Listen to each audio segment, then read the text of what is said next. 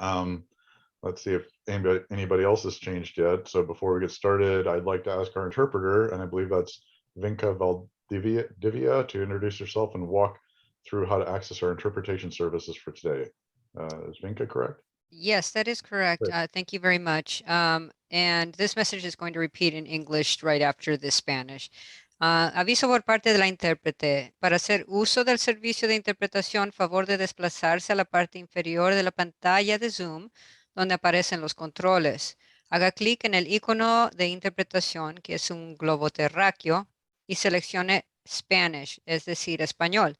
Si estás utilizando la aplicación móvil de Zoom en un teléfono celular, tableta o algún otro aparato, presione los puntos suspensivos y luego interpretación y luego el idioma. And this announcement now will be given in English. To use the Zoom interpretation feature, please scroll to the bottom of the Zoom screen where the meeting controls are. Click on the interpretation icon and select either English or Spanish.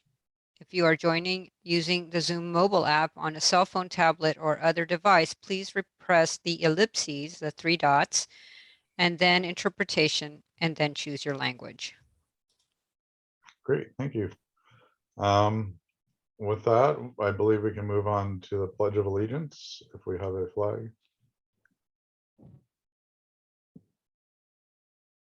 Were we able to put up a flag today, or? There we go.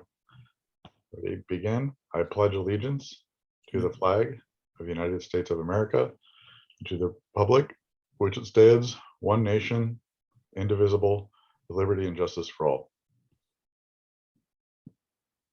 Now we can get onto the regular agenda, and the first item is approval of the minutes. Does any board member have a comment about the minutes?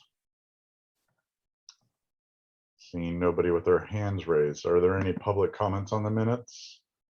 I don't see any. Do you see any, Sylvia? No, Chair, I don't see any. Okay. Entertain a motion to approve the minutes. I move approval of the minutes. Moved by Mayor Vasquez. Do we have a second?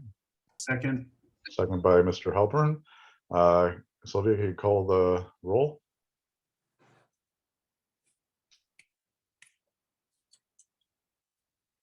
You're muted, Sylvia, if you don't expect to be. Oh, sorry. Board Member Chair Zito. Zito, yes. Yes. Board Member Vice Chair Vasquez. Vasquez, yes. Public Member Stuart Halpern. Halpern, yes. Public Member Robert Monson. I didn't see him log in. Bob is out today, correct. Okay, yes. Public Member Agnes Wong Nickerson. Wong Nickerson abstained because I was only there for half the meeting. Okay, the item passes with the current votes. Thank you. Yes, 3 ayes, 1 absent, 1 abstain. So with that, we now move on to public comments for non-agenda items. Do we have any members of the public wishing to speak on non-agenda items? I do not see anybody raising their hand. How about board members? Any board members wish to speak on Stuart? Thank you. Yeah, I just want to express appreciation to you, Chair and Vice Chair, for your agenda management and the practice of, when permitting, including overviews from the various SANDAG departments and functions. I think it's been really valuable for helping us all. And I'm wondering if I might quickly suggest one that I think might be relevant for this committee for future whenever we have time. Please. Yep. Okay, thanks. You might recall, back in June, we discussed how Mary discovered some serious errors in an action item memo in the board's June 11th package. And actually just last week, the iTalk public package mistakenly included selections from what was intended to be a private communication between an ad hoc committee's members. So with these couple of significant errors just within a few months, I think it would be really helpful if we could hear from staff at a future meeting what the QC process for preparing board and committee meeting packages is, because, you know, we all know people make mistakes, so we're not blaming people, but that's why the QC process itself is really important to help ensure the integrity of good decision-making. So I appreciate your hearing the thought, and take it away. Thanks, Stuart. Appreciate the comment. Yeah, always a tricky balance there, because we want to make sure we have a high quality process, but I do know that it takes a long time a lot of lead time to get something on the agenda too, and we want to be careful not to extend that lead time either. So but it's not a bad idea, and kudos goes to Mary and her team for doing the excellent agenda management as well. So I just want to make sure they get credit. Thank you, Stuart. Any other board member comments? Oh, yes, this is Mayor Raquel Vasquez. I believe that Stuart was requesting perhaps an agenda item to just get, and maybe it's just information only on how the agenda packets are assembled, so that we are aware of that process. Yeah. Is that correct? If Yeah, yes, exactly that. Yeah, it's really Oh. just the transparency on the process, so we all know. And yes. yeah, thanks. So it would not be an item worthy of a vote, but just for our information. And I think that that's something that I could support. I think that knowledge is key. And I think that it will help us better understand what happens behind the scenes to bring us to this point. Great. Thanks for your feedback, Mayor Vasquez, and I'll be sure to loop back around with Mary and see what is appropriate for the So, agenda. Sounds like a good idea. Chair Zito, if I could just say that we can do that. I mean, it typically, we could hit that area anyways, because I believe, if I'm not mistaken, that area would be somewhere under either John, Kirk, or Melissa's group. And we, as you know, we're doing those presentations on the different areas within Sandag. So we can just make sure that whoever that belongs to, that we incorporate that process into their presentation. Great. Thank you, Mary. Sure. And Stuart, I will assume your hand's still up from last time, but yeah, thanks. Any other board member comments? Seeing no other comments, we will then move on to item number 3, which is the Chief Executive Officer's report. And I believe we have the pleasure, I don't know, unless the board meeting's still running over, I believe we're supposed to have Hassan. The pleasure of Hassan. But No, Chair Zito, Yeah, this is Jim's Jim gonna- Munthicum. You've got me. Hassan sends his apologies for not being able to attend. You know, so, and this is a short one. Start with the border reopening, and Hassan wanted to make special acknowledgement of the actions of President Biden to lift the non-essential travel, cross-border travel restrictions that have been on the border, and starting in November, those will be lifted for fully vaccinated foreign nationals, as long as they have proof of vaccination. And so we all know, you know, throughout the pandemic, thousands of US citizens and residents and essential workers continued to cross every day.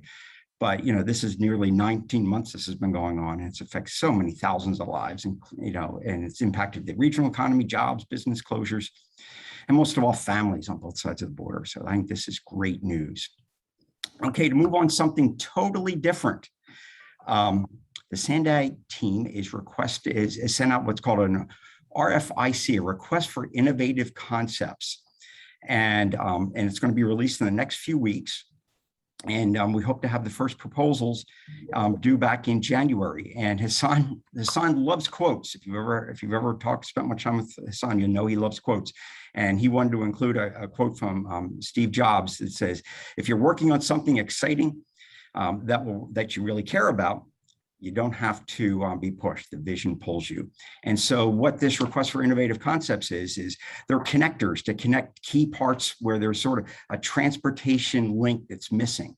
And so it's just like out there, you know, public or private sector, what are your great ideas that we might not be aware of these days?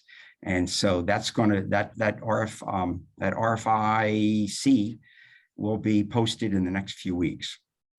And something a little bit more tangible, the 2021 regional plan, that's our opportunity to think differently than we have before. As all of you have been following the regional plan discussion and know about, And this is something we have to do in order to solve the problems before us. And so we have to approach transportation differently in the future to lower greenhouse gas emissions, to reduce congestion, and enhance the social equity in a real meaningful way. And in order to meet the goals that are outlined in the draft 21 regional plan and ensure alignment with state and federal priorities and regulations, we need to adjust and update our capital budget. And so to that end, our team plans to bring a budget amendment, a proposal to the board of directors next month in November to update the Regional Transportation Improvement Program, right? That's the document that actually programs the dollars. So that's the RTIP, and early next year. And we will be working through the details. We're working through the details now. We're going to provide, we'll provide this very soon to the board. And finally, if you see me, you know, I'll have to talk about the Midcoast job. We're a month away. We are 30 days away from the grand opening celebration. So hopefully all of you can join us up at UC San Diego for the grand opening of this 11-mile trolley extension. But you know, we've been working on this for 5 years, 60 months, so 5 years this month. And it has not been an easy job. It's the most complex and biggest thing we've ever done. But we've been saying over and over and over again, we are on time and under budget, and we are still on time and under budget. But we have been very transparent with all of our committees, ITOC, the board, transportation, to let you know about the risks that lie ahead. And right now, the risks that lie ahead is due to the supply chain problem, that crisis that's gripping the world. Luckily, this is a Buy America project, so we're not subject to the whims of the ships that are sitting offshore of the ports of Long Beach and LA. But we are subject to the trucking problem and the supply problem internally. And so I can just tell you that our staff is working as hard as they can. Our contractor is working as hard as he can, and we are developing mitigations and workarounds for all these delays. And so as of right now, we're still pretty confident that we're going to be running service on November 21st, but we want to make sure that everyone knows this still is a risk. So November 21st, and hopefully you'll all be up at UCSD for the grand opening celebration. And Chair Zito, thank you very much. That concludes our report. Thanks, Jim. Appreciate it.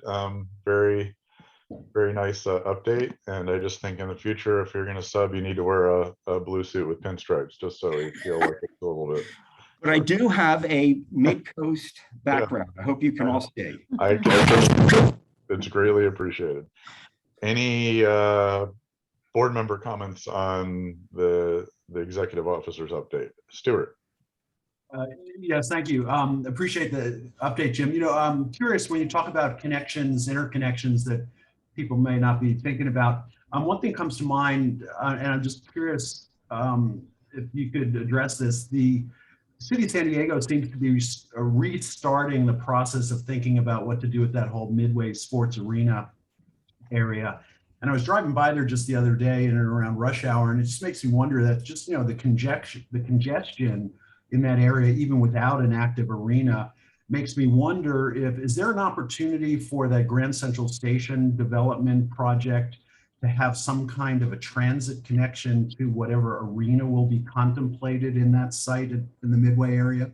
Absolutely, because where the location of the Grand Central or the Central Mobility Hub, that still has not been locked down. But the whole idea is to have these connections.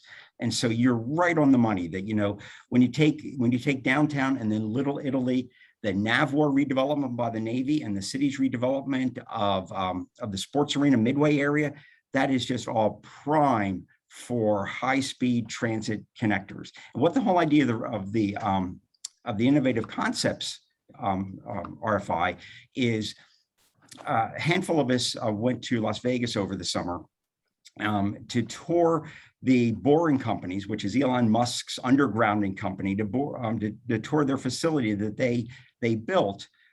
Incredibly inexpensive. I mean, incredibly inexpensive. That connects the convention center for about a 1 mile long, two-bore tunnel, 1 mile long each. It's a big convention center. They're now extending that to their first hotel. there's just so many ideas out there of how to do this. And we want to hear from the private sector on what their ideas are. And that's the whole idea. But you're right on the money. The whole idea is to connect these transportation hubs where they have these densities, so you can get from one place to the other fairly quickly. Great, yeah, because I hadn't previously heard about, people thinking about transit as part of an arena project, but it just strikes me that if they build a 20,000 seat arena without a transit connection, it'll just be a huge mistake given where that property sits. But thank you. Absolutely. Yeah, and just as you said that again, Jim, it did bring to mind that something that struck me a couple times is it might be useful when the updates are given just to have a little context about the applicability of the technology that you went and viewed. And specifically, I know at one of the board meetings, there was a comment made, well, let's get these guys working on the getting the railroad tracks off the bluffs. But very clearly, the boring company doesn't have the technology to underground diesel locomotives, which is what's required for freight trains. So, it's an amazing technology. It's really cool. As you said, it's a lot cheaper, but we also have to be cautious to know that there are significant limitations and it has very specific applicability and use cases, and doing freight's not one of them with a diesel locomotive. That's exactly right, Zito, and especially with the emissions, the longer the tunnel, you have to worry about emissions, even in a non-diesel environment. So, and that's very you do. Although they have a huge advantage because all of the boring company stuff is electric, so at least you're not generating exhaust emissions. But you do have people breathing, which has to be dealt with. We create our own emissions anyway. But thanks for the update again, Jim. Sure. I don't see. Are there any members of the public wishing to speak? I don't see any hands up at this point. So I don't believe we have any. So we will then go ahead and move on to agenda item number 4, which is Mary's update. Thank you, Chair Zito. Good afternoon, everybody.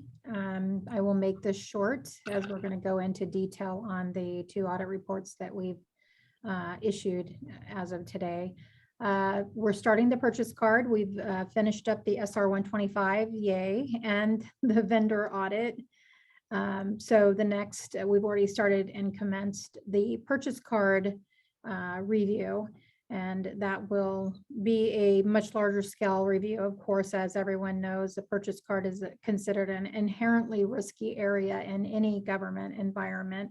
So we do have a little bit more hours to go on that, and we are, as a team, working on that.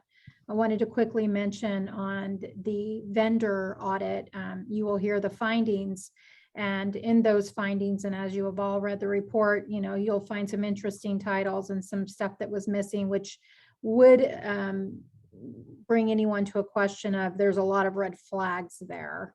And did we check or follow through and do detailed testing on those to determine if there was anything that we should have concerned around? And I just wanted to assure you that we did not do test of details. That wasn't the intent of this review. The intent of this review was around the operational and system control processes to help identify those areas. But I want to assure you that we will do this type of review where we trace it from the vendor to the contract all the way through to the invoice and payment. And that will happen during the contract and procurement audit that's coming up. And so we really want to be efficient and save as much resources as possible. If we're going to do it at that audit, we really didn't want to focus on it at this audit. So just as an FYI, should that be a question in anyone's mind at this time. I also wanted to bring up that we do not currently have a scheduled December meeting. I do have items that I would like to be able to bring in December, and I just want to throw out there if that is something that the committee wants to get scheduled, and if we want to have that meeting or not. Other than that, that's my update, and I'll open that December meeting question up for anyone who wants to jump in. Any other comments? I mean, given that Stuart's throwing more stuff on the agenda plate, seems like it'd be a good opportunity to get more stuff done. I'm certainly available and be willing to talk about a December meeting. Any of the other board members not available that month? Hi, this is Ed. I'd be available if somebody was unable to make it from the board. Thanks, Ed. Appreciate it. So it seems like I didn't see anyone stick their hand up, Mary. So it seems like we have an opportunity for a December meeting, and I'm Okay. certainly supportive because we have a lot of good stuff on our plate coming up. Right. Okay, that's great. I'll work with the clerk of the board to get a date scheduled. Great, thank you. Thanks. Any public member comments on the independent auditor update? Don't see anybody with their hands up. Any other board member comments? Seeing none, I believe that moves us into our regular agenda, which starts with item number 5, the SR 125 review. And are you going to kick that off, Mary? Yeah, I'll kick it off. Okay. So as everyone is aware, on March 26th, we received a request from Mayor Salas that consisted of about 6 questions that she was seeking to be answered. And so we determined the best way to go about this with the 200 hours that we were granted for this fiscal year was to do an agreed upon procedure. Just to help everyone understand, agreed upon procedure isn't an audit. We don't review the documents to ensure the legitimacy of it, or if it's accurate percentages, or if the employee actually works for Sandak. We don't do any of that. It's really just an independent entity answering the questions being asked. And so we really are relying on the information as to be accurate at that point in time. So with that understanding, we were really there to do the agreed upon procedure to answer the questions that were asked. And when Tawfiq came aboard, he took this over. And so I am going to turn it over to Tawfiq, and he's going to go through kind of each of the questions asked and the results, because that's what we provide is just the simple results of that. Tawfiq? Thank you, Mary. Good afternoon, audit committee members. So just briefly, the timeline is that Mayor Salas asked for this for an audit that ended up being an agreed upon procedure. So that was on March 26th. The audit committee approved it on April 23rd. Now, in Mayor Salas's memo, she wanted us overall to look at the appropriateness and reasonability of charges in the SR 125 fund. But she had 6 specific items in her memo, and I'm going to go through them right now. But basically, for each one of those items, I designed a little bit of a test procedure to try to tie her questions to something other than a budget document at Sandak. So in most cases, it was either audited financial statements or other reports to get a better comfort level or a better level of assurance. But although, like Mary said, it's not really an audit. So the first item that Mayor Salas wanted us to look at is, all the positions that were being charged to SR 125, just the number of them. The second one is, whether the personnel costs that are being charged to SR 125 are reasonable and appropriate. The third item was the, allocation of pension and OPEB costs. OPEB stands for other post-employment benefits, and they're usually healthcare benefits. So to see whether those charges are reasonable or inappropriate.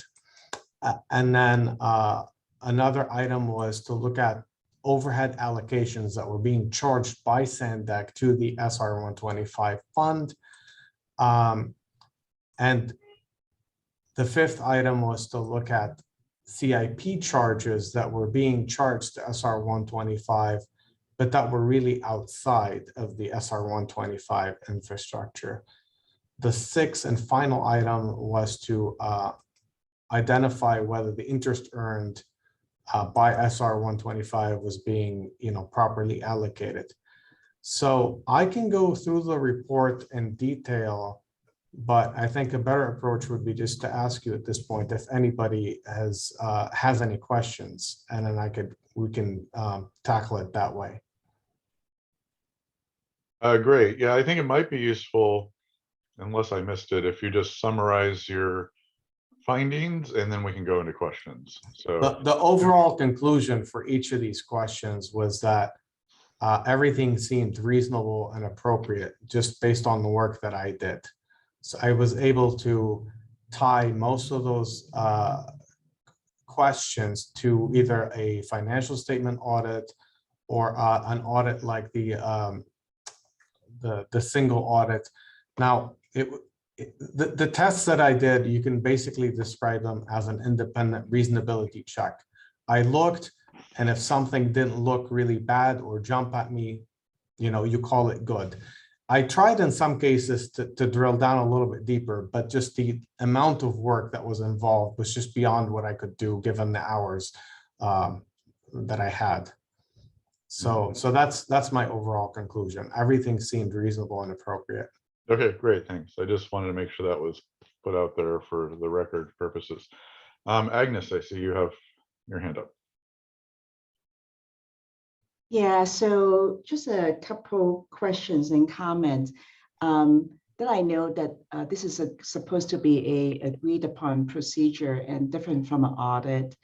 And that's why I'm interested in knowing, do you feel that the work that you were given enough time to really make the determination if these charges are reasonable and appropriate? So that's a question I have. Because I have noticed that there are some significant increases in the labor costs and some of the percentage I was actually surprised to see, to be honest, but it could be I'm not familiar with SANDAC benefit structure. So it looks like there's a table showing the benefit rate, the fringe rate is really high, like 70–80%, which I was just really surprised to see that. It could be that I'm just not familiar with that. So it's really more like a general questions that, do you feel that the work or the time allowed for you to do the work that that you're able to make that determination that the charges are reasonable and appropriate? So there are, I'm not trying to skirt your question, but I'm going to try to answer it this way. So in some cases, we relied on rates that were from other sources, such as the SANDAC prepares a document every year called the Indirect Overhead Cost Recovery Plan. And that's basically, we used to submit it to Caltrans, and now we submit it to the FHWA. So, I have to rely on rates in that document. Had this been an audit, I would have loved to tear apart the ICRP and audit it. And I think that Mary had in the past identified it as a high risk area. And please feel free to jump in, Mary, but I want to articulate the rationale behind that. So every year we prepare it. I think it's a 57-page document, and then we submit it to Caltrans. And Caltrans has the option of auditing it, but they hadn't done so in the past. They accept it as is. The problem with that, and the problem with Caltrans not having audited it, I think for years, is that if there's an error in that plan and that we're basically recovering more costs from the federal government than we should be, then we can't say, well, they should have audited it, it's on them. They actually have a clause in there, it's the law that if at any point they find overcharges, they will come back. So the liability really stays on SANDAC. So that's why, having worked as an auditor for a long time, my default comfort level is always, I want to dig and dig until I can dig no more. But that's not what I was able to do given this agreed upon procedures. And quite frankly, given the very limited resources that the IPA has, there's just, I had a chance to look at Mary's risk assessment. There's just so many things on it. So the question becomes, if it's in a vacuum, would I like more hours on this audit? Sure, give me 1,000 hours. I'll tear it apart. But given all the other workload that the IPA has to do, this office, then I think it's fine for now, and then we should move on to other things. The thing that you noted, which is the high rates that were being charged as far as the fringe benefit, and then the fact that there was a jump in those rates. And I think I think those rates were, let me see, was that table 4, I think? Yes, The 88%. Yeah, I mean, I noted that anomaly, but quite frankly, I couldn't explore every single anomaly that I wanted further. I think in this case, there was an adjustment to the overhead rates that happened, and I'm not 100% sure, so management can jump in here and correct me. But really, I'll just give you an example for what I was looking for. I just wanted to make sure that somebody like Hassan and to pick on Jim, because I don't know him and he's here. I wanted to make sure that, you know, their salaries were not being charged as overhead to 125 or all of their salaries. So again, reasonability was sort of my litmus test. And I did look in great detail at like payroll charges, and I found that, you know, most of the employees, most of the labor cost that's being charged to 125 are people working at the toll operations center, and they really work there full time. There were some charges from people at Sandag, but they're not charging a high proportion of their salaries to 125. They really are charging, or, you know, at least that's what they appear to be doing, just small portions based on work that they have done for 125. So that would be people like attorneys or contract people who work at Sandag, but they work on a little piece for the SR 125 fund. And I hope that answers your question. Well, let me add something to Agnes. So, you know, your question about the higher rates and the ICRP is being a much higher rate as well. That was one of the areas that I did identify for Sandag as being risky.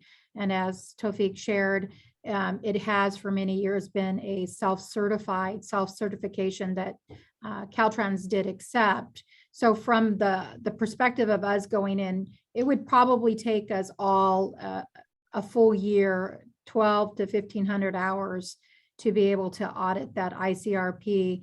And it is a high risk area, but it would consume every hour I had for the year.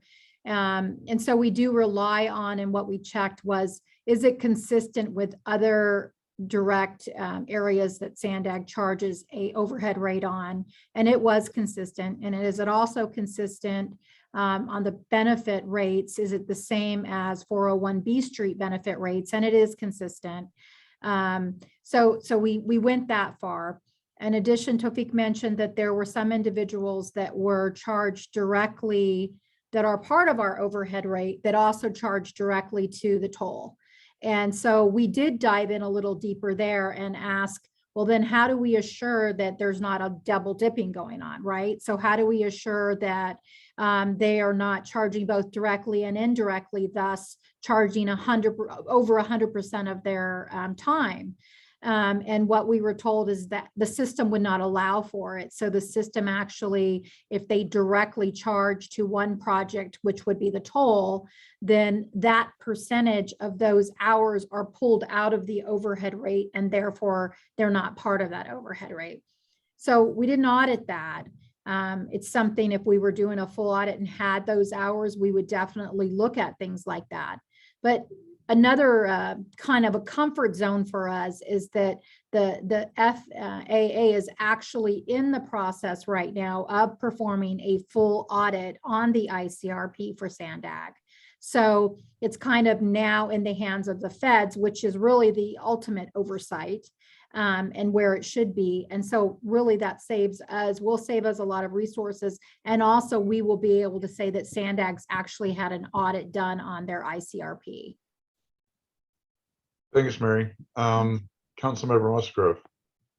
Yeah, just real quickly, and knowing Tawfiq and his attention to detail, admirable work. When I managed Homeland Security grants, we had to develop payroll codes for those particular hours that were identified as work, either directly or indirectly in support of a grant-funded project. So we tracked it in payroll, we tracked it on spreadsheets, so that when we did get our federal audit, one was not sufficient, but one that corresponded to the other satisfied them. And I'm wondering if we are acting as best we can within the organization to ensure that we are fairly tracking these hours and the billable hours. Thank you. So Do you want to take it, Mary, or should I? Well, I mean, what I can say is from what we've seen of the system thus far, the system is able to, it's an older system, of course, and they are looking to replace the system, which is good news also, but the system is able to identify by project code when someone is charging directly versus indirectly. And the system doesn't allow for both, right? So the system, according to management, will not allow for one individual to be charged more than 100% of their hours in a year.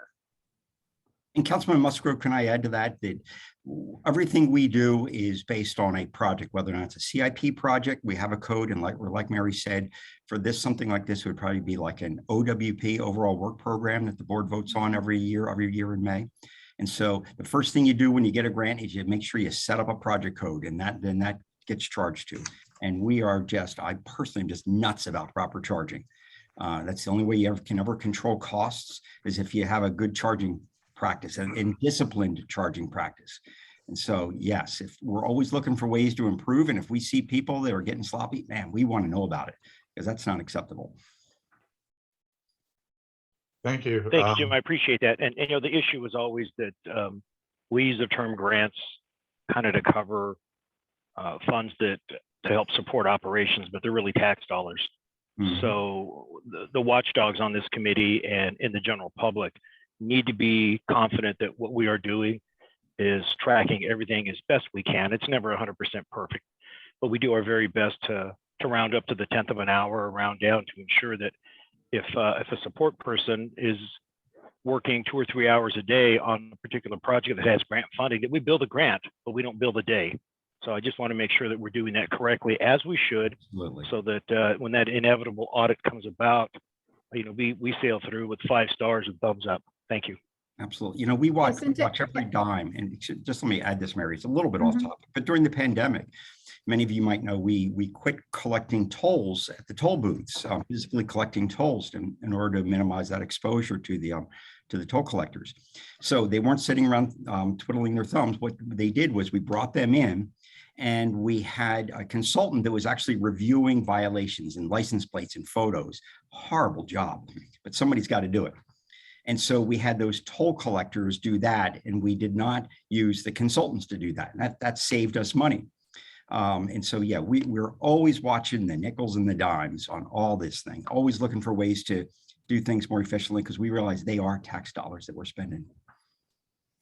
And to add to that, because I've seen exactly what you've described, Council Member Musgrove, on, you know, at the state and at the city and county level many, many times through my years of this occurring. One of the things we will be doing when we do the contract and procurement audit, and also probably next fiscal year on our audit plan, is to look at some projects, some individual projects, and to make sure just that is not occurring, right? We want to be able to trace the project codes to the employees, and hopefully what we'll find is that there is nobody charging over 100% of their hours in a day or in a year to a federal grant program, because as you said, it's all public money, right? And so we want to make sure that we're being good stewards of every dime at the federal and state and local level. One area I wanted to bring up, and I don't know if Tawfiq was going to discuss this or not, the only area that kind of we weren't able to really get a hard bite on was the CIP projects that were outside of the toll. There was some funds, local SR 125 funds allocated to these CIP projects outside of the toll that weren't directly to the toll, but they were related to the toll. We sought some direction from management, and even Caltrans was involved in trying to explain to us how they determined that percentage or that dollar amount that was allocated and how they related it. And it was, you know, a grant program, of course, and there's, with every federal grant program, there is a matching, local matching to that. And the matching was the SR 125 funds.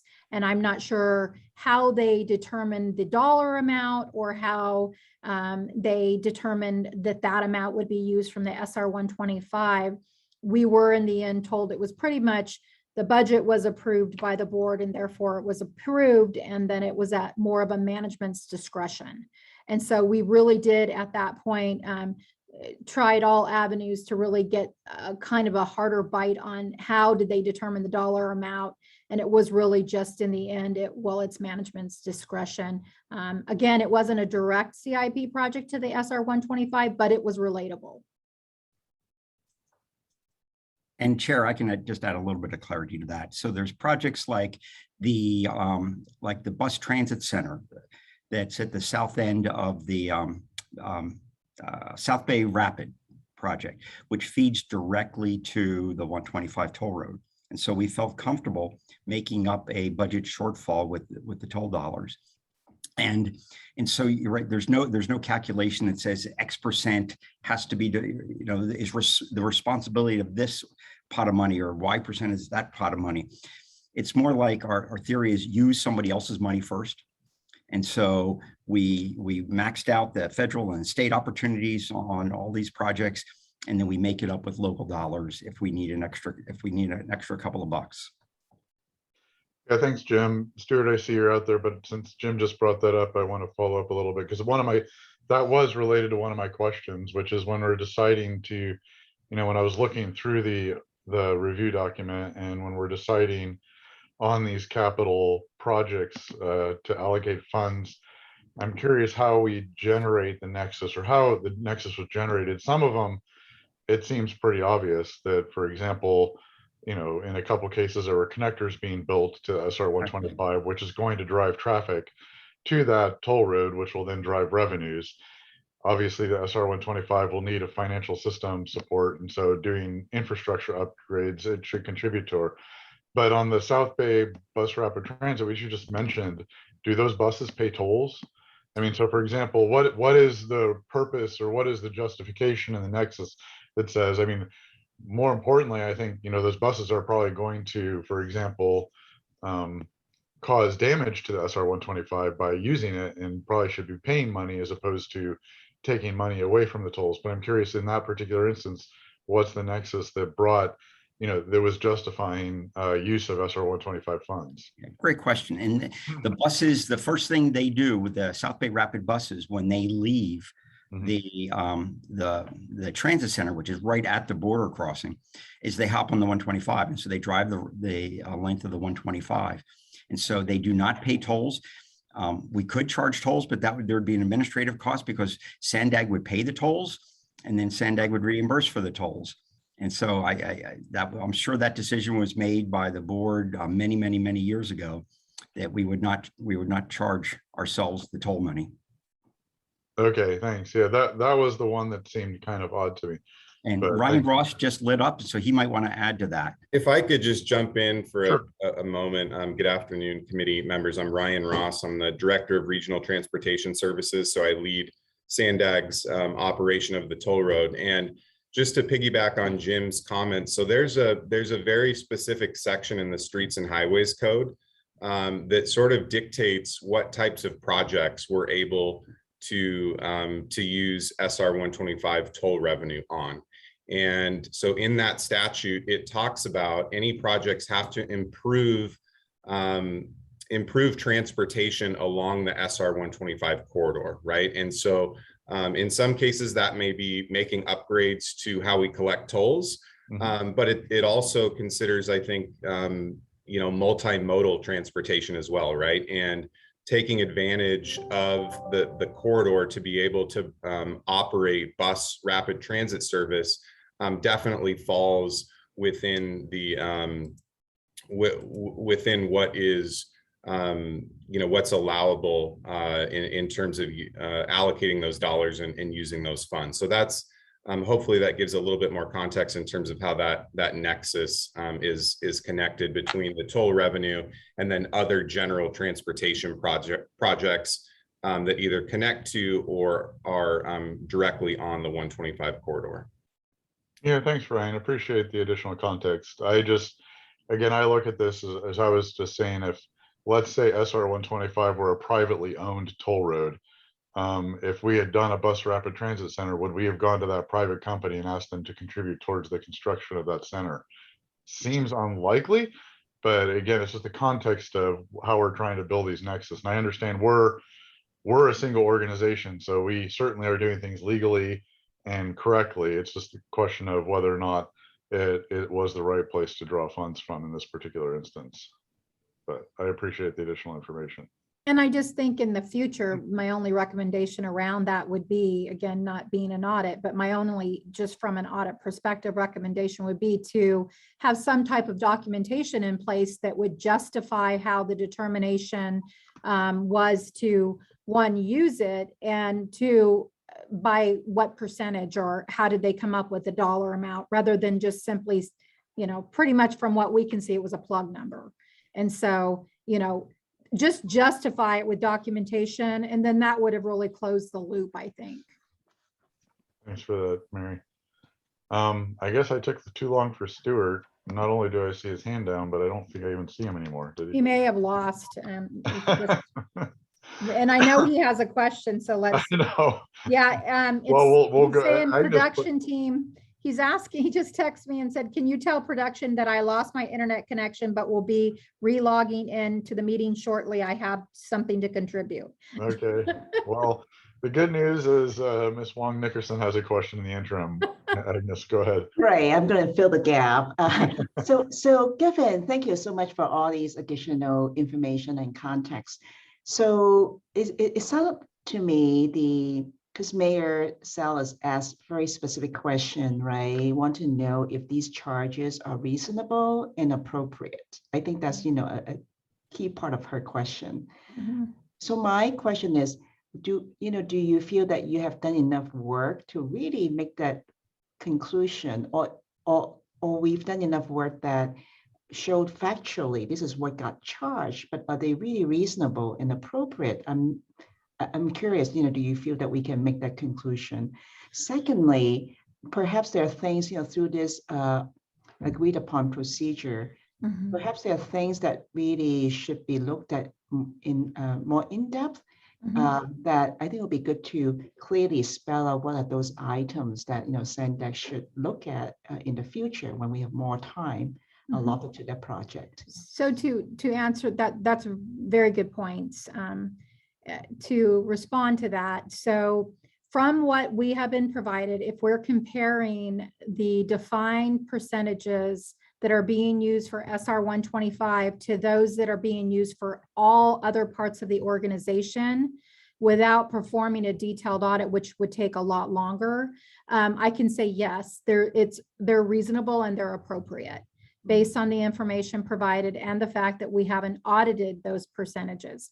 With that being said, we definitely, even though this was an agreed upon procedure, we definitely do our discussion afterwards, like lessons learned, and say, okay, this came to our attention. We need to put this on our plan because we've now identified another risk that needs some attention.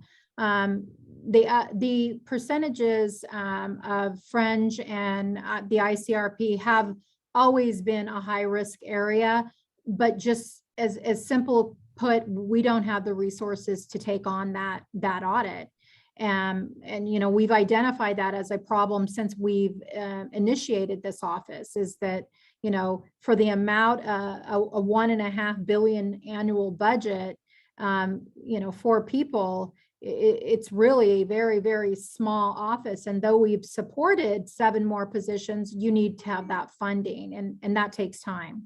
So definitely, yes, there are areas that I would like to look at and be able to comfortably say that they're reasonable, but with the information we were provided and comparing it to the other parts of SANDAG and the other employees of SANDAG outside of the SR 125, we can say that it's appropriate and reasonable. And also, Agnes, relying on the system, right? Relying on that their system is accurate. Yeah, thanks, Mary. Also, could I boot in for a second and ask, production to promote Stuart. It looks like he's back in, but he's in as an attendee. Probably needs to be promoted. I guess another way, another follow on, Mary, just to that is, I mean, it seems to me that at the very least, you've done enough work at this point to not indicate there's anything that makes the finance or the fee costs unreasonable. So you haven't ruled out all possible scenarios. You just did a certain amount of digging, and in the digging that you've done, you haven't uncovered anything that's unreasonable, would be one way to say it, correct? And then what it turns into at that point is this the right area for us to be spending your limited resources to dig even further versus what are probably higher risk areas in other areas. And I think that's the trade-off we would have to make. And based upon what you've told us before, I believe there are other, like P-card, very much higher risk areas that we need to look into that are a higher priority for your limited resources right now. No, absolutely. And again, not discounting what Agnes said, because she's accurate on, they are very high rates. I have seen higher. I will say that I have seen higher, but they are high, they are high rates. I think the comfort zone that I have at this point is that it is currently being audited by the feds. So that brings me a little bit, even, if there is something, I'm hoping and assuring that they'll find it and that we can make that adjustment. But if you gave me a whole year and said, is this a risk that we would want to spend a year auditing? I would say yes, right? Because that is one of the higher risky areas in any government is overhead, right? A lot gets put into overhead. Thanks, Mary. And Stuart, I don't see your hand up. I know you had a question before. Do you still have your same comment or question? Well, I think it's probably been largely covered by others, but let me just maybe make one comment. I really appreciate Mary and team that you've sort of threaded the needle here in terms of finding an accommodation between the very, important legitimate questions that Marisalis and others had asked and the amount of resources that you have. And so I just hope that there's, other consumers outside of this meeting both understand the limitations on you, as well as the limitations in the conclusions that you're able to draw, and and that there is a deeper understanding. The question I did have, I think others have touched on, really had a lot to do with the, sort of the reporting of hours of people outside of that location who aren't 100% dedicated to it. And I imagine that's, I think you've alluded to, that's just a theme that will cut across a number of areas. But if I could just ask one quick question about that, I'm curious, presumably people are self-reporting their time allocations to projects. And is there an attestation by managers that they've reviewed those and that they view those to be reasonable? Or do we not even have that kind of managerial attestation and review? Well, I'll let management answer that. On behalf of management, Stuart, yes. That's something we all do every other Friday, even though we're asked to do it on Thursday, and that is review and approve timesheets. Great, thank you. And just one other thing, just to clarify that. So every once in a while, when you have a large job, like a job, my favorite project, the Mid-Coast Trolley, you do a sort of a quality assurance check by saying, why is this person charging my project? And every once in a while, it's just a flat out mistake, because we have a boatload of projects. Just capital, we have about 120 different projects, all with a separate code. Other times they have a great explanation, but it is something that we do on a spot check nature to keep costs under control. Thanks for the additional context, Jim. Councilmember Musgrove. Yeah, I just want to add one thing. I know we've talked about this for a while, and I've been a student of the audit committee for a while. And I know when in the discussions just in the last 20 minutes or so, it seems to be that the audit, the IPA are understaffed, overworked, and the comments that we did the best we could of what we had kind of suggest that we need to continue to push that issue, that this really needs to be fully staffed to maintain the workload that they're given. And having gone through these federal audits, and when the question is asked, and it will be asked, why wasn't this investigated more thoroughly?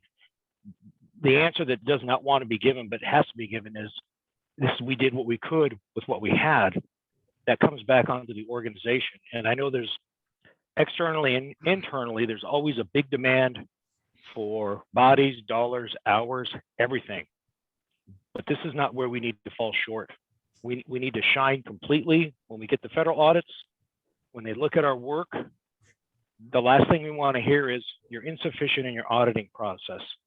So, and I know it's incumbent on this group specifically to continue to push that issue. So however the report is written, it needs to be very professionally, but very clearly stated that the staff that was able to complete the work with the time they had and the personnel that they had, because it will come up. And I know Tufik knows this.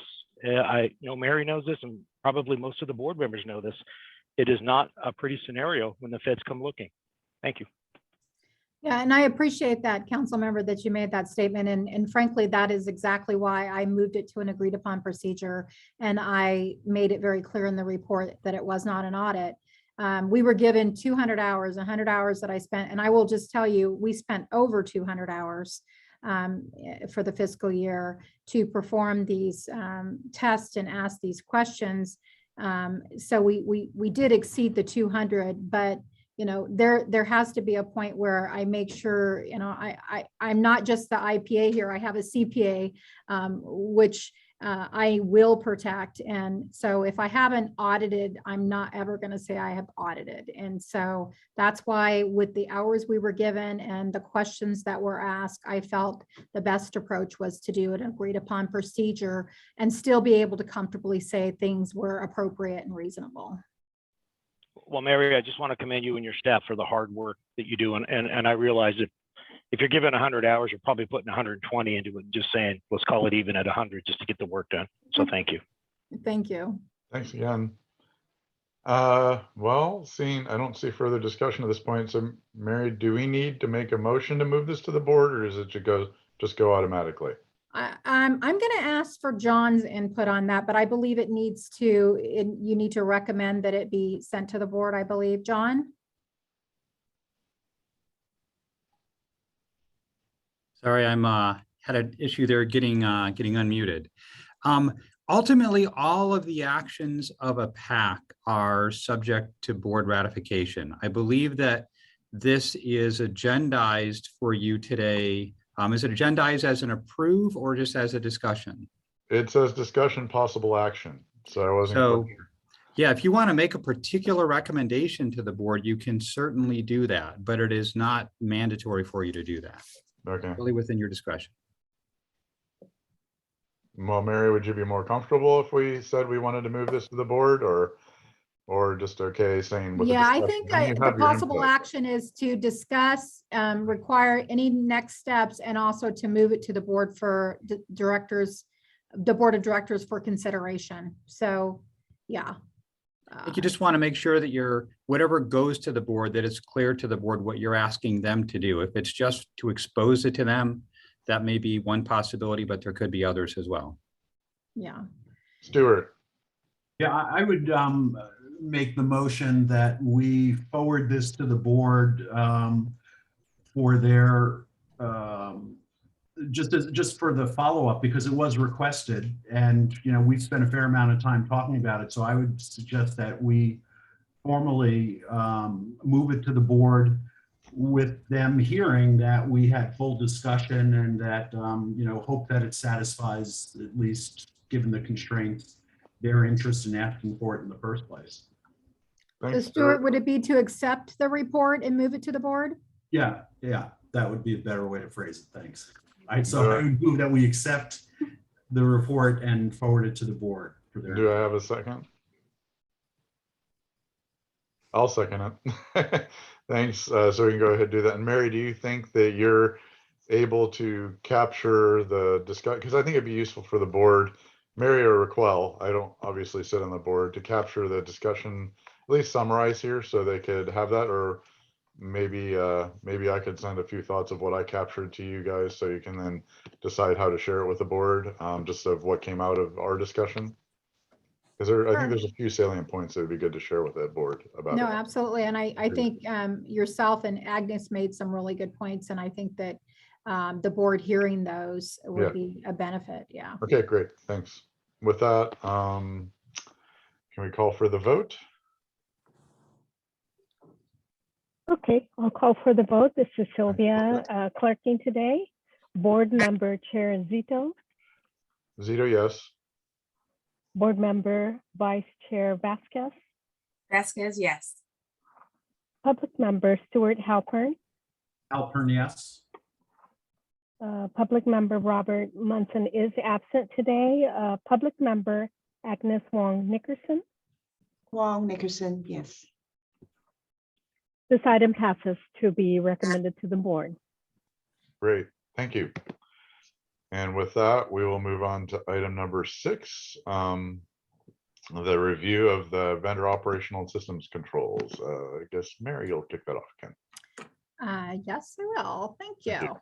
So this, as you know, we kind of went a different direction when we were doing these reviews. Again, it being a fairly new office, we were doing the audits and finding a lot of issues, and then believed it was best that we move these reviews to looking at the operations and system controls around the processes, because we were finding that the findings were related to kind of a broken system or foundation and weaknesses in controls. And we really wanted to be able to identify that and look at the foundation, and then from there try to build upon it. And so this is what this audit was more about. So we did perform the audit.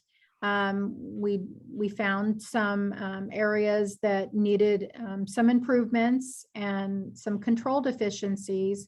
And I'm going to let Lloyd go over that. He was the auditor in charge of this review.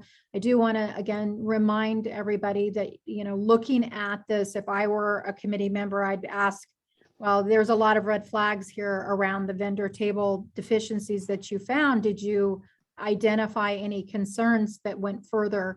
And as I said, we didn't do that step because it will be done in the contracts and procurement, where we will actually start off with the vendor and the contract and follow it all the way through to the invoice and the payment. So that's when we will pick up that test of details and make sure that that aspect is checked and that everything is okay there.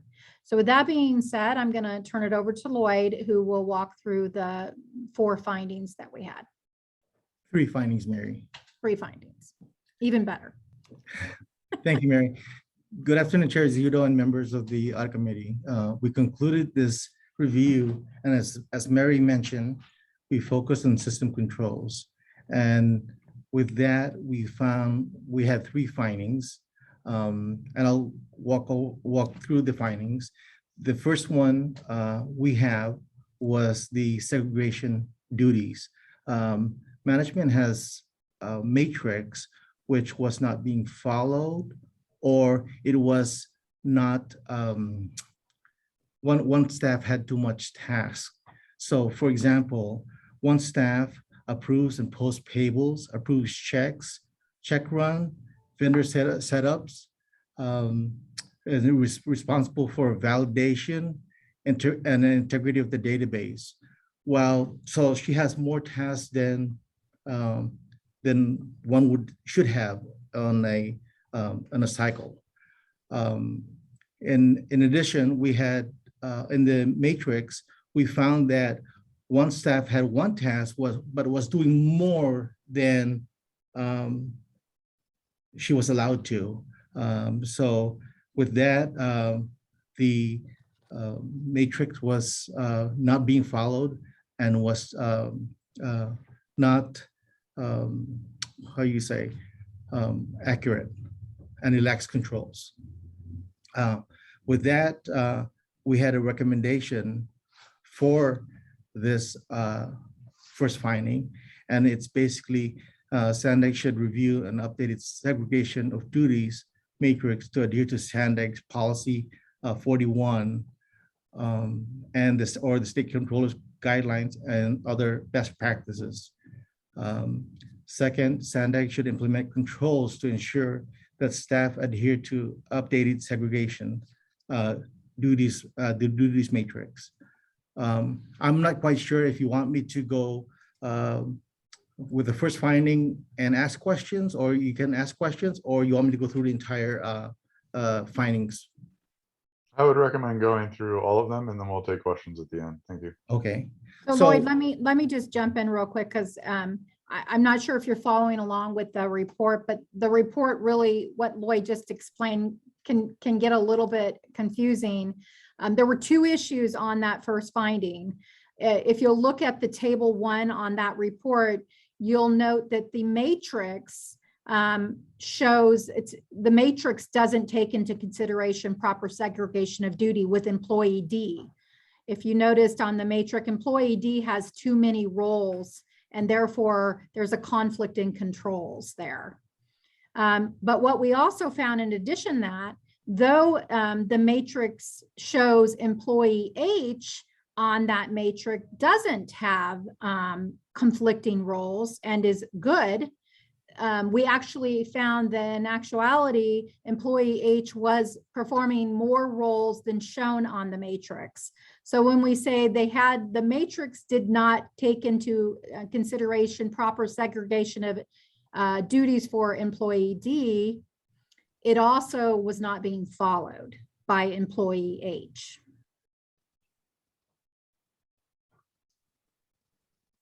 Okay, Lloyd? Thanks for the update, Mary. Yes, Sure. thank you, Mary. So the second finding we have was an incomplete database, or it's accurate. During the review of the One Solution database, we found that there was 3,100 entries that had no taxpayer identification number, 218 vendor IDs that have no address. There were 212 vendor IDs that had no address and taxpayer identification number. In addition to that, we found out that they weren't following their definition of a vendor. And their vendor was, their definition, SANDAG's definition of vendor is any third-party firm, contractor, or consulting to SANDAG. Specifically, I was considered, I was on the list as a vendor. We had Chips and Salsa as a vendor, Printing Place as a vendor. We have Print as a vendor, and we have a G asterisk as a vendor. We even had the former mayor as a vendor. So they were not following the vendor. And then we had multiple vendors that had two different vendor ID numbers. So that could be an issue as to when making payments. It could cause for an overpayment. And as a matter of fact, it could lead to fraudulent payments, if anything. So with that, we had a recommendation for SANDAG, and it's basically to review all vendors and classify them as active or inactive, because there were some that were inactive but were active, and vice versa. Replace or update the current vendor management software to prevent duplicate vendors. There was no controls within the system that will basically say, or red flag to say that there's a duplicate or this vendor has already been inputted. With one variation of the name convention, US Postal Service and US Postal Services could have two separate vendor ID number.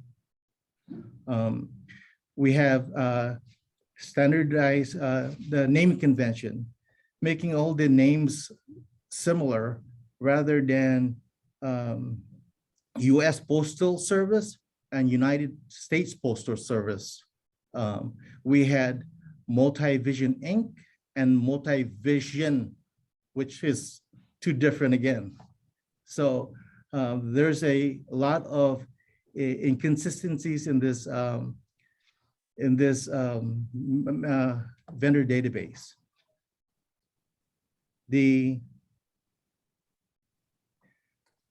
We also had, again, recommended that input all the missing taxpayer identification numbers, address, reconcile the vendors to make sure it's complete. Possibly consider hiring staff to ensure ease of staff multiple job duties, because as you can see, the segregation matrix show that one staff is doing multiple roles. Make sure that the vendor database is consistent. So that's the finding 2. The finding 3 that we have is very short. Basically, we scanned through the vendor accounts payable, and we noted that the numbers were not adding up correctly. What happened was the system was cutting off the $1 billion mark. So, for example, if the total accounts payable were 1.185 million, it would just say 185 million. So it could lead to inaccurate financial statements or presentation of financial statements. Again, I gotta give credit to management because they informed us that when they do convert it to Excel, it will show up. However, if with just the actual general ledger, it will not show up. So with that, our recommendation was basically to just update the software, accounts payable software, or the software that they had in regards to the vendors. So management and Mary has been working with creating a corrective action plan. And if you have any questions, we're here to answer. Thank you, Lloyd. Appreciate it. Agnes. Yeah, so thank you so much for the very detailed report. A couple of comments. One is, I think it's very clear that SANDAG has a very old, antiquated system. So I guess the positive side is they probably try to stretch, what they have for as long as possible, try to save money. And I also read that, in the report, they are in the process of upgrading their system so that next year they will implement a new accounting system, including vendor management and things like that. And I think I would encourage them, because a lot of new software nowadays, good ERP, actually will take care of a lot of these problems by itself. It will, if you set up, which end user have what access to what functionality, the system will stop you. It's not, so it doesn't have to rely on individual to follow the matrix, right? It will also flag things like, duplicates or possibly duplicates type of things. So hopefully the newest system they're going to implement will help solve a lot of these problems. The second comment I have is, I know in my professional world, one of the big thing is there are a lot of really smart, scammer out there. One of the big thing they do is to trick, a lot of accounts payable area nationwide, right, into changing bank account to not a legitimate one. And some of the schemes out there are so clever, it really takes very vigilant training and staff to, avoid that kind of problem. So I don't know if you have a chance to actually in your review, did it include reviewing, when there's banking changes for the vendor payment, does SANDAG have a good, strong controls over that area? If you haven't done that, I would encourage you in your next round, include a review like that. Yes. Thank you, Agnes. Stuart. Thanks. Yeah, and excellent work, Lloyd. I just have 2 questions. One on relating to recommendation 3.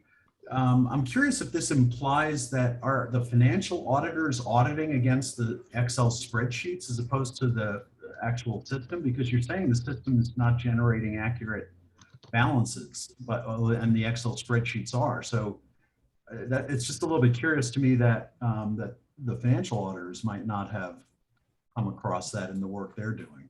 I don't know if anybody wants to address that. And then I've got one other question. Well, I'll let management respond if Andre wants to share that part. To my knowledge, I've not, I'm assuming that they would ask a question like we did, why is it off by so much? And then they would go back and hopefully reconcile to a source document with the understanding that it's an error within the system.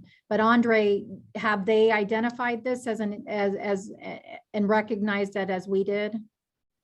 You know, I'll be honest, Mary, I'm not sure if they have, but just to Stuart's question, they absolutely do go off one solution. And I think, you know, we don't have that many billion-dollar, I know the Midcoast is a $2 billion project, but I'm not sure that we have that many, you know, billion-dollar checks going out. So maybe it hasn't become an issue from our auditors. We don't write that big of a check. So maybe that's what it is, but we do, you know, appreciate the deficiency in the system. I guess just one point I just want to make is that, yeah, our system is antiquated, but the good news is just today, the board took action to, we're negotiating with Tyler Technologies. It's going to be a 20-year contract, several millions of dollars. So we're very excited about it, something that we've been working on for several years. So we're at the point that we're excited, hopefully by next year, this time, at least a piece of the accounting software will be on the new ERP system.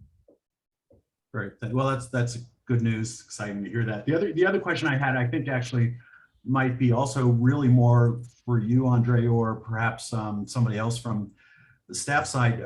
You know, looking at the action plan, I think it's wonderful to see that everybody's in agreement with the findings.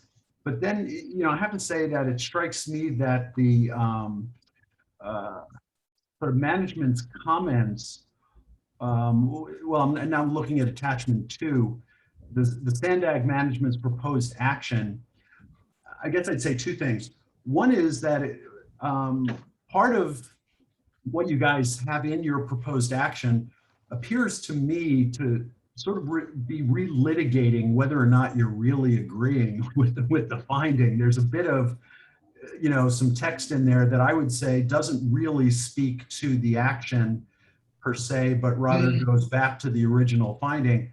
And then the other thing I have to say is, just in my experience as a consumer of a fair number of these things, I really think you have to strive to have the management's proposed action basically be either, yes, we're going to do what the auditor recommends, or no, we're not. Because I have to say, just honestly, I really am having trouble reconciling what you're saying you're doing in that column versus what Mary's recommending. And further, to be honest, I don't think the consumer should have to try to reconcile the difference between the two. I just think it really needs to be a, yes, we're going to do it. No, we're not going to do it. Okay, Stu, I do appreciate that. First of all, I want to say that we're in 100% agreement with what the auditor said.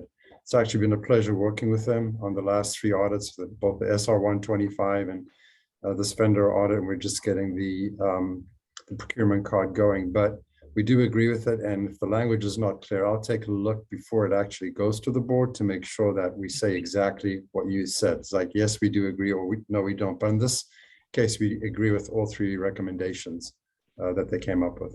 Well, I appreciate that, because further, when we get to the point of if we have a motion to forward to the board, et cetera, I'll be honest and say, I would say that before this goes to the board, I would almost prefer to see this come back to us to have that clarity, because I got to tell you, it just strikes me that this, if I'm a board member and don't have the benefit of the time we all do to go through this, I think I would just really be confused as to whether or not you're not, again, not agreeing with the finding, but whether your action plan is actually agreeing with the OPA recommended action plan.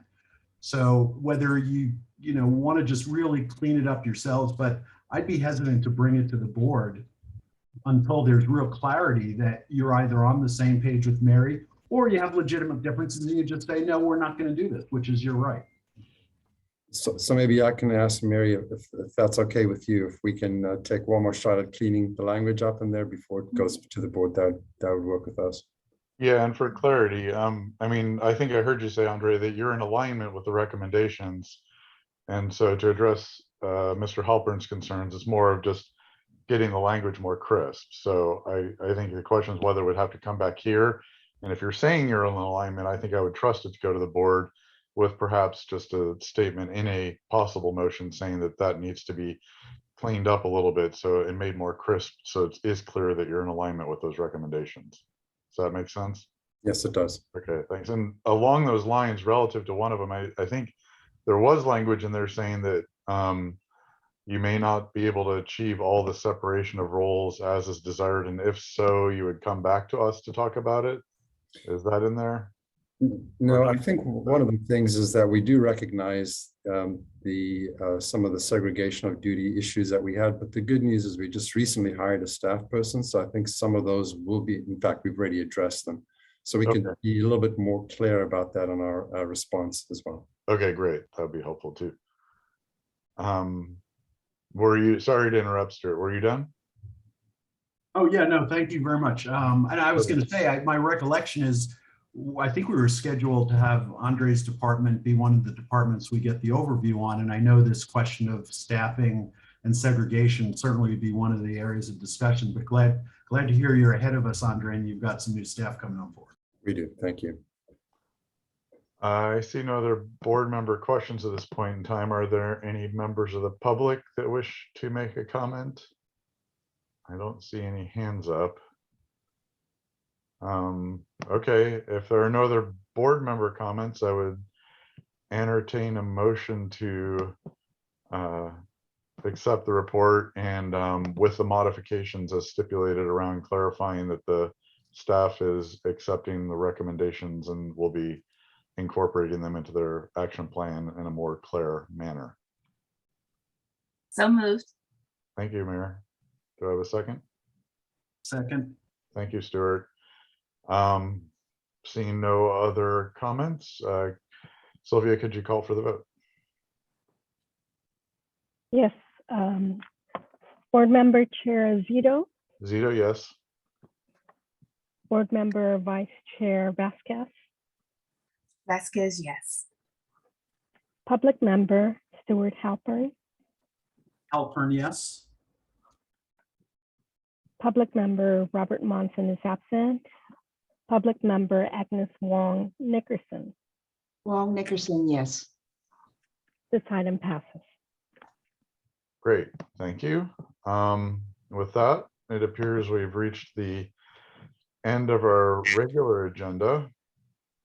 And our next audit committee that's scheduled is for November 19th, 2021 at 12:30 p.m. I hope everybody has a great weekend and over the next week gets to eat plenty of candy because, you know, that's what it's all about. And we'll be seeing you all in a month. Thanks for your attendance and really good questions today. Bye, everybody. Thanks. Bye.